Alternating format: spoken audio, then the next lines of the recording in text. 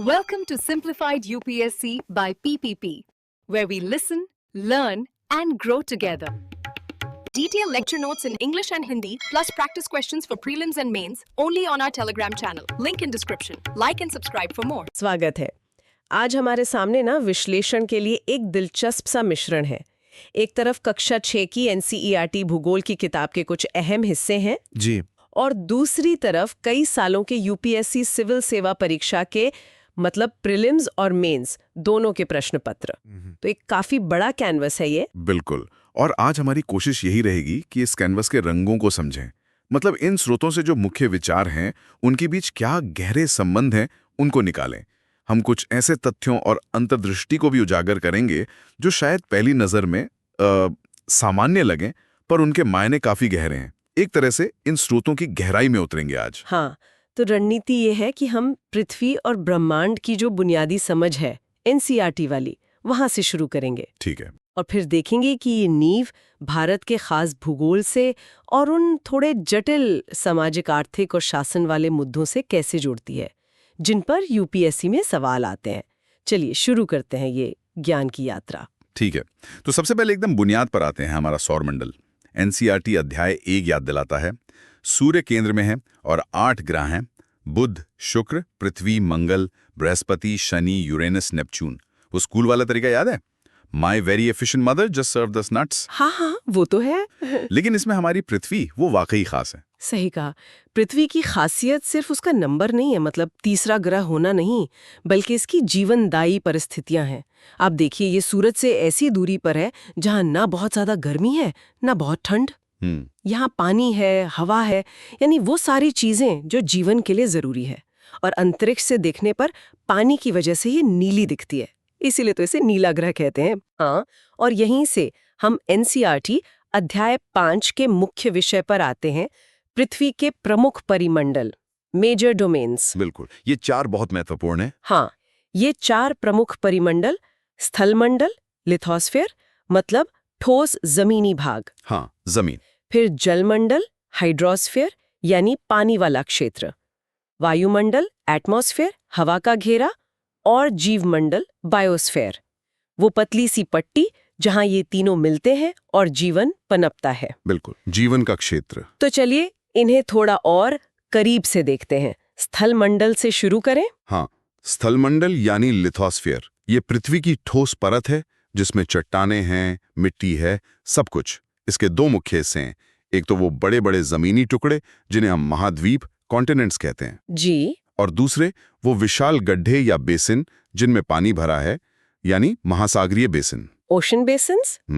और एक दिलचस्प बात यह है कि समुद्र की जो औसत गहराई है वो जमीन की औसत ऊंचाई से कहीं ज्यादा है, मतलब पानी बहुत गहरे में है। अच्छा, और NCERT हमें 7 महाद्वीपों के बारे में बताता है आकार के हिसाब से।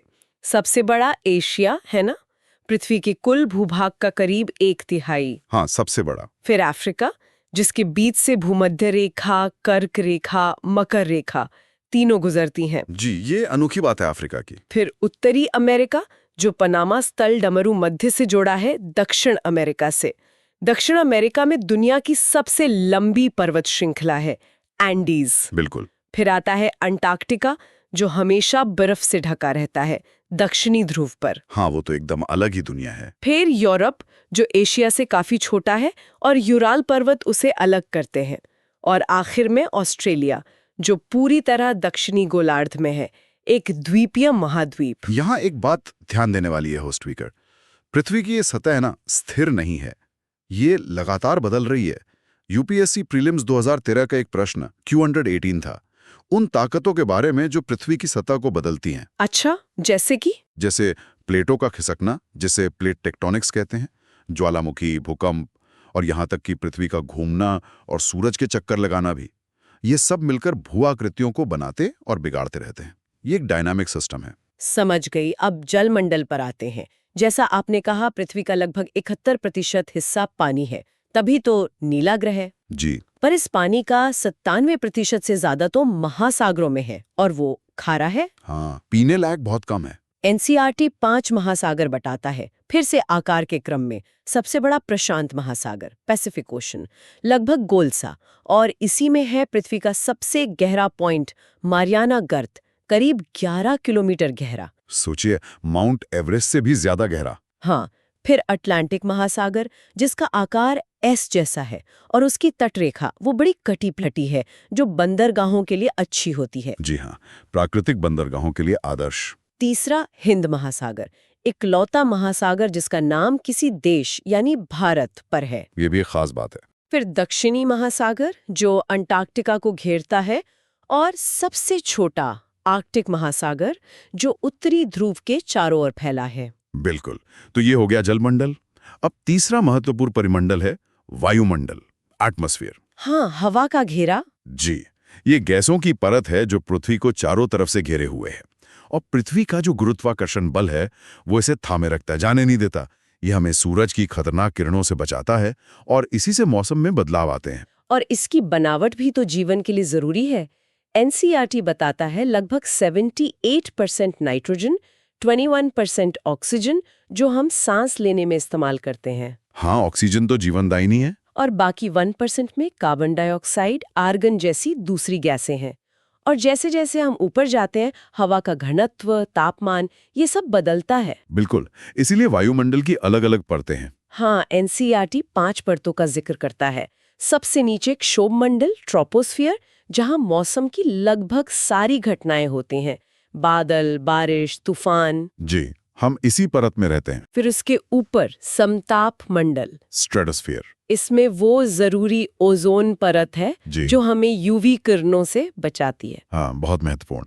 फिर मध्य मंडल, मीजोस्फीयर। तापमंडल, थर्मोस्फियर, जी। जहां वो आयन मंडल है जो रेडियो तरंगों को वापस भेजता है, जी। जिससे रेडियो कम्युनिकेशन होता है। जी, और इसी में शायद वो अरोरा भी दिखते हैं। हाँ, और सबसे बाहर बहिर्मंडल, एक्सोस्फीयर। एकदम पतली हवा। जी। तो ये संरचना समझना भी जरूरी है ना, जी, क्योंकि ये जलवायु और जीवन को सीधे प्रभावित करती है। निश्चित रूप से। और फिर अंत में आता है जीवमंडल, बायोस्फीयर, यानी जीवन का परिमंडल। ये एक बहुत संकरा क्षेत्र है जहां स्थलमंडल, जलमंडल और वायुमंडल ये तीनों मिलते हैं। यहीं पर जीवन मौजूद है। छोटे से बैक्टीरिया से लेकर बड़े बड़े हाथी, व्हेल तक सब इसी बायोस्फीयर का हिस्सा है। तो ये दिखाता है कि ये चारों परिमंडल कितने आपस में जुड़े हुए हैं। बिल्कुल, एक में बदलाव होगा तो बाकियों पर असर पड़ेगा, और खासकर जीवन पर। और यहीं से हमें भारत के भूगोल को और गहराई से समझने की जरूरत महसूस होती है। बिल्कुल। अब फोकस भारत पर लाते हैं, जैसा एनसीईआरटी अध्याय 7 में है। भारत उत्तरी गोलार्ध में स्थित एक विशाल देश है। कर्क रेखा यानी 23.5 डिग्री उत्तर इसके लगभग बीच से गुजरती है। जी। आकार में दुनिया का 7वां सबसे बड़ा देश। उत्तर में ऊंचे हिमालय, पश्चिम में अरब सागर, पूरब में बंगाल की खाड़ी और दक्षिण में हिंद महासागर। और भारत की जो भौगोलिक विविधता है वो तो कमाल की है। एनसीईआरटी इसके 6 प्रमुख भौतिक विभाग बताता है। हाँ, कौन कौन से? देखिए, सबसे पहले तो उत्तर में वो महान हिमालय पर्वत श्रृंखला, फिर उसके ठीक दक्षिण में वो विशाल उत्तरी मैदान जो सिंधु, गंगा, ब्रह्मपुत्र नदियों की लाई मिट्टी से बने हैं और बहुत उपजाऊ हैं। जी, अन्न का कटोरा एक तरह से। हाँ, कह सकते हैं। फिर पश्चिम में थार का विशाल भारतीय मरुस्थल है। दक्षिण में आ जाइए तो वो त्रिभुजाकार प्रायद्वीपीय पठार जो काफी पुराना है, चट्टानों से बना है और खनिजों से भरपूर है। अच्छा। और इस पठार के दोनों तरफ तटीय मैदान हैं, पश्चिमी तटीय मैदान और पूर्वी तटीय मैदान। और द्वीप समूह भी तो है। हाँ बिल्कुल, 2 द्वीप समूह, अरब सागर में लक्षद्वीप और बंगाल की खाड़ी में अंडमान और निकोबार द्वीप समूह। एनसीईआरटी इन विभागों की कुछ खास बातें भी बताता है, जैसे गंगा और ब्रह्मपुत्र नदियां जो डेल्टा बनाती हैं, सुंदरबन डेल्टा, वो दुनिया का सबसे बड़ा डेल्टा है। जी हाँ, मैंग्रोव वनों के लिए प्रसिद्ध। और प्रायद्वीपीय पठार के किनारों पर पश्चिमी घाट यानी सह्याद्री और पूर्वी घाट है। अरावली श्रृंखला जो पठार के उत्तर पश्चिम में है, कहते हैं दुनिया की सबसे पुरानी पर्वत श्रृंखलाओं में से एक है। सही है। और ये जो बुनियादी जानकारी है ना, यही यूपीएससी के कई सवालों की पृष्ठभूमि तैयार करती है। कैसे? क्योंकि ये जो भौतिक विभाग हैं, ये सीधे तौर पर भारत की जलवायु, जैसा एनसीईआरटी अध्याय 8 में है, मानसून का पैटर्न, नदियों का सिस्टम और जैव विविधता, इन सब को प्रभावित करते हैं। अच्छा। उदाहरण के लिए हिमालय को ही लीजिए। वो मानसून हवाओं को रोककर उत्तर भारत में भारी बारिश करवाता है। अब यूपीएससी में मानसून की उत्पत्ति, उसका वितरण, इस पर अक्सर सवाल आते हैं। हाँ, ये तो सुना है। इसी तरह पश्चिमी घाट, वो अपनी बहुत ज्यादा जैव विविधता के लिए जाने जाते हैं। उन्हें दुनिया के बायोडाइवर्सिटी हॉटस्पॉट में गिना जाता है। इस पर भी यूपीएससी प्रीलिम्स 2017 में एक सवाल Q4 का इशारा था। यहाँ एक दिलचस्प सवाल दिमाग में आ रहा है जो यूपीएससी प्रीलिम्स 2013 Q15 में पूछा भी गया था। नर्मदा नदी पश्चिम की ओर क्यों बहती है, जबकि ज्यादातर बड़ी प्रायद्वीपीय नदियां जैसे गोदावरी, कृष्णा, कावेरी वो सब पूरब की ओर बहती हैं? ये बहुत अच्छा सवाल है और इसका सीधा संबंध है भू संरचना से। देखिए, नर्मदा और तापी नदी भी एक भ्रंश घाटी में बहती है, रिफ्ट वैली जिसे कहते हैं। ये घाटी विंध्य और सतपुड़ा पहाड़ों के बीच बनी है। अच्छा।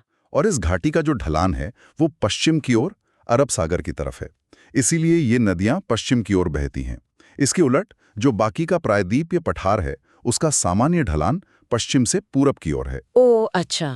तो बाकी नदियां बस ढलान के साथ बहती हैं बंगाल की खाड़ी की तरफ। बिल्कुल। ये दिखाता है कि जमीन की बनावट यानी स्थलाकृति नदियों के रास्ते को कैसे तय करती है। एक और यूपीएससी सवाल था मेंस 2013 क्वेश्चन 21 दुनिया के गर्म मरुस्थलों के बारे में, कि वो अक्सर उत्तरी गोलार्ध में 20 से 30 डिग्री अक्षांशों के बीच महाद्वीपों के पश्चिमी किनारों पर ही क्यों मिलते हैं। हाँ, इसका भी एक पैटर्न है। इसका संबंध है वैश्विक पवन प्रणालियों से और महासागरीय धाराओं से। देखिए, इन अक्षांशों पर ना हवा ऊपर से नीचे उतरती है और नीचे उतरती हुई हवा शुष्क होती है, बारिश नहीं करती। साथ ही महाद्वीपों के पश्चिमी तटों पर अक्सर ठंडी समुद्री धाराएं बहती हैं।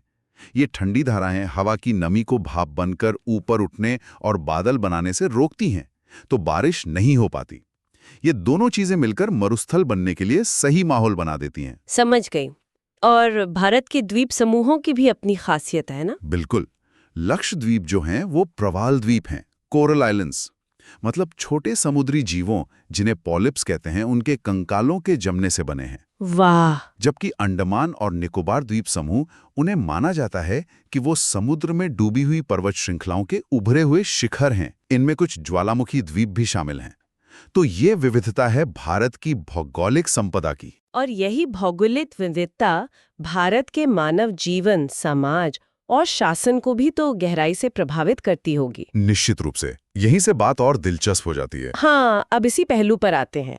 एनसीईआरटी अध्याय 6 और 8 में ये बात है कि कैसे भू आकृतियां, मतलब पहाड़, पठार, मैदान और जलवायु लोगों के जीने के तरीके, उनके काम धंधे और यहाँ तक कि कहाँ ज्यादा लोग रहेंगे, कहाँ कम, इसको तय करते हैं। जैसे उत्तरी मैदान, समतल जमीन, उपजाऊ मिट्टी, बिल्कुल, तो घनी आबादी है। बिल्कुल। जबकि हिमालय के पहाड़ी इलाके या थार मरुस्थल, वहाँ आबादी विरल है ना? हाँ, और अगर हम इसे यूपीएससी मेंस के सवालों के नजरिए से देखें तो ये जुड़ाव और भी साफ दिखता है। आप देखिए, भूगोल कई आज की चुनौतियों की जड़ में है या उन्हें बढ़ाता है। जैसे शहरीकरण की समस्याएं, मेंस 2013 क्वेश्चन 15। मैदानी इलाकों में शहर तेजी से फैल रहे हैं, तो आवास की कमी, पानी की किल्लत, साफ सफाई की दिक्कतें, अपराध, ये सब सामाजिक समस्याएं पैदा हो रही हैं। हाँ, ये तो है। फिर क्षेत्रवाद और अलगाववाद की बात, मेंस 2013 Q18। कभी कभी भौगोलिक और सांस्कृतिक भिन्नताएं क्षेत्रीय आकांक्षाओं को जन्म देती हैं, अलग राज्य की मांग उठती है। और संसाधन प्रबंधन, ये तो बहुत बड़ा मुद्दा है। पानी का प्रबंधन और बंटवारा, मेंस 2015 Q16। घटता हुआ भूजल स्तर, मेंस 2018 Q14। ये चिंता का विषय है। खनन, खासकर अवैध खनन, मेंस 2013 Q19। उसके पर्यावरण पर और समाज पर कितने बुरे असर होते हैं, ये सब भूगोल से गहरे जुड़े हैं। और पर्यावरण वाली चिंताएं भी तो सीधे भूगोल से जुड़ती हैं। यूपीएससी प्रीलिम्स 2013 में पीने के पानी में प्रदूषकों Q8 पर सवाल था। आर्सेनिक, फ्लोराइड, ये शायद भूजल के ज्यादा इस्तेमाल और कुछ खास तरह की चट्टानों से जुड़ा हो सकता है। बिल्कुल। कुछ इलाकों की भूगर्भीय संरचना ऐसी होती है कि वहां पानी में ये तत्व प्राकृतिक रूप से ज्यादा होते हैं और ज्यादा दोहन से समस्या बढ़ जाती है। इसी तरह अम्ल वर्षा वाला सवाल, जिसका कारण नाइट्रस ऑक्साइड और सल्फर डाइऑक्साइड हैं, वो औद्योगिक इलाकों और वायु प्रदूषण से जुड़ा है। सही। तो ये सारे उदाहरण दिखाते हैं कि हम इंसान अपनी गतिविधियों से कैसे जीवमंडल को मतलब बायोस्फीयर को प्रभावित कर रहे हैं, जंगल काट रहे हैं, प्रदूषण फैला रहे हैं, और इसका असर फिर प्राकृतिक आपदाओं के रूप में भी दिखता है। भारत में बाढ़, मेंस 2016 Q17, खासकर शहरों में पानी निकलने की व्यवस्था ठीक न होने से। हाँ, अर्बन फ्लडिंग जी। और पहाड़ी ढलानों पर भूस्खलन, मेंस 2016 Q14, जो अक्सर गलत तरीके से सड़कें बनाने या निर्माण कार्यों से बढ़ जाते हैं।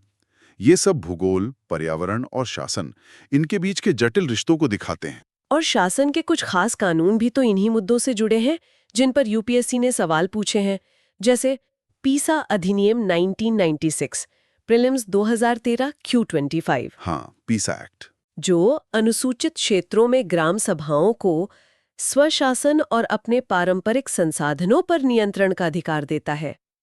या फिर वन अधिकार अधिनियम 2006, FRA, प्रीलिम्स 2013 Q26, जो जंगलों में रहने वाले समुदायों के वन भूमि और संसाधनों पर पारंपरिक अधिकारों को मान्यता देता है। बिल्कुल।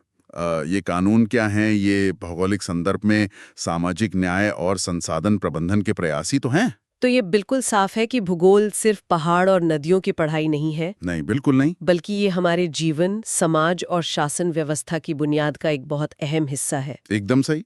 चलिए अब थोड़ा दायरा और बढ़ाते हैं। यूपीएससी प्रश्न पत्रों से कुछ और अलग-अलग तरह की झलकियां देखते हैं। ये दिखाता है कि सिविल सेवा परीक्षा में ज्ञान के कितने अलग-अलग आयामों को परखा जाता है। जैसे अर्थव्यवस्था से एक उदाहरण ले, खुले बाजार की क्रियाएं, ओपन मार्केट ऑपरेशंस, OMO, ये क्या होती हैं? Prelims 2013 Q75। जी, OMO ये RBI मतलब भारतीय रिजर्व बैंक का एक तरीका है, मौद्रिक नीति का एक उपकरण है। इसके तहत RBI सरकारी प्रतिभूतियों यानी गवर्नमेंट सिक्योरिटीज को खरीदता या बेचता है। अच्छा, उससे क्या होता है? देखिए, जब RBI इन्हें बेचता है तो बाजार से पैसा खींच लेता है, मतलब मनी सप्लाई कम हो जाती है। इससे महंगाई पर काबू पाने में मदद मिल सकती है। और जब खरीदता है तो बाजार में पैसा डालता है, जिससे अर्थव्यवस्था को थोड़ी गति मिल सकती है। ये अर्थव्यवस्था को मैनेज करने का एक तरीका है। समझ गई। एक और आर्थिक कॉन्सेप्ट, जनांकिकीय लाभांश, डेमोग्राफिक डिविडेंड, प्रीलिम्स 2013 Q78। सवाल था कि भारत इसका पूरा फायदा उठाने के लिए क्या कर सकता है, और एक विकल्प था कौशल विकास को बढ़ावा देना। हाँ, डेमोग्राफिक डिविडेंड का मतलब है कि देश की काम करने वाली उम्र की आबादी, वर्किंग एज पॉपुलेशन, वो आश्रित आबादी यानी बच्चे और बूढ़े की तुलना में ज्यादा है। ये आर्थिक विकास के लिए एक सुनहरा मौका है। लेकिन ये मौका तभी काम आएगा जब इस युवा आबादी के पास रोजगार पाने के लिए जरूरी हुनर हो, स्किल्स हो। इसीलिए कौशल विकास यानी स्किल डेवलपमेंट इतना महत्वपूर्ण है। ये जनसांख्यिकी, शिक्षा और अर्थव्यवस्था के बीच का सीधा लिंक दिखाता है। बिल्कुल। अब इतिहास और संस्कृति से भी एक उदाहरण लेते हैं। बौद्ध धर्म में निर्वाण की अवधारणा क्या है? Prelims 2013 question 37। निर्वाण, इसका शाब्दिक अर्थ होता है बुझ जाना, मतलब इच्छाओं का, लालसाओं का और दुखों का पूरी तरह खत्म हो जाना। ये बौद्ध धर्म का परम लक्ष्य माना जाता है, जन्म मरण के चक्र से मुक्ति। ये सवाल दिखाता है कि परीक्षा सिर्फ फैक्ट्स ही नहीं पूछती, बल्कि भारत की जो दार्शनिक और आध्यात्मिक परंपराएं हैं, उनकी समझ को भी महत्व देती है। और आप देखिए, इन अवधारणाओं की आज भी उतनी ही प्रासंगिकता है, खासकर जब लोग मानसिक शांति और संतोष की तलाश में हैं। तो इन अलग-अलग उदाहरणों से क्या निष्कर्ष निकाल सकते हैं हम? शायद ये कि यूपीएससी परीक्षा सिर्फ अलग-अलग विषयों का ज्ञान नहीं जांचती, नहीं, बल्कि इन विषयों के बीच संबंध बनाने और जानकारी को एक साथ पिरोने की क्षमता को भी परखती है। बिल्कुल सही कहा आपने। सिंथेसिस ये दिखाता है कि असल दुनिया की जो समस्याएं हैं वो भी किसी एक विषय तक सीमित नहीं होती। एक प्रशासक को आर्थिक, सामाजिक, भौगोलिक, ऐतिहासिक सभी पहलुओं पर सोचना पड़ता है। इसीलिए परीक्षा का ये जो अंतःविषयक नजरिया है वो काफी तार्किक है। तो हमने आज काफी कुछ समेटा है। पृथ्वी की बुनियादी संरचना और परिमंडलों से शुरू किया, जी, फिर भारत के विशिष्ट भूगोल और उसकी विविधताओं को देखा, फिर समझा कि ये भूगोल कैसे हमारे समाज, अर्थव्यवस्था और शासन को प्रभावित करता है, और क्या चुनौतियां पैदा करता है। और आखिर में यूपीएससी प्रश्न पत्रों के जरिए ज्ञान के कितने व्यापक फलक हो सकते हैं उसकी एक झलक देखी। हाँ, और इस पूरी चर्चा से एक बात बिल्कुल साफ उभर कर आती है, वो ये कि जो मूलभूत अवधारणाएं हैं, बेसिक कॉन्सेप्ट्स, जैसे कि एनसीईआरटी की किताबों से मिलते हैं, वो जटिल मुद्दों के विश्लेषण के लिए एक बहुत मजबूत नींव देते हैं। सही कहा। चाहे वो जलवायु परिवर्तन की बात हो या संसाधन प्रबंधन की या सामाजिक विकास की, भौगोलिक संदर्भ को समझे बिना पूरी तस्वीर बनी नहीं सकती।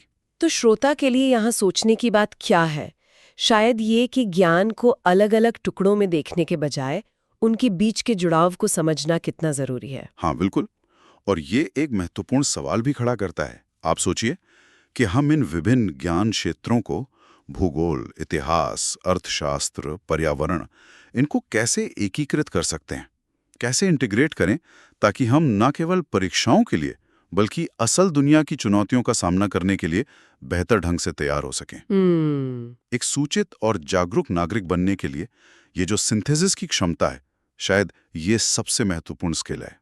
उम्मीद है कि आज की ये जो गहन पड़ताल हमने की, ये श्रोता को इन अलग-अलग धागों को एक साथ बुनने और दुनिया की एक ज्यादा समग्र, होलिस्टिक समझ बनाने के लिए प्रेरित करेगी। ज्ञान की ये यात्रा, ये तो जारी रहनी चाहिए। Thanks for watching. Follow us on Telegram and Instagram. Don't forget to like, share, and subscribe.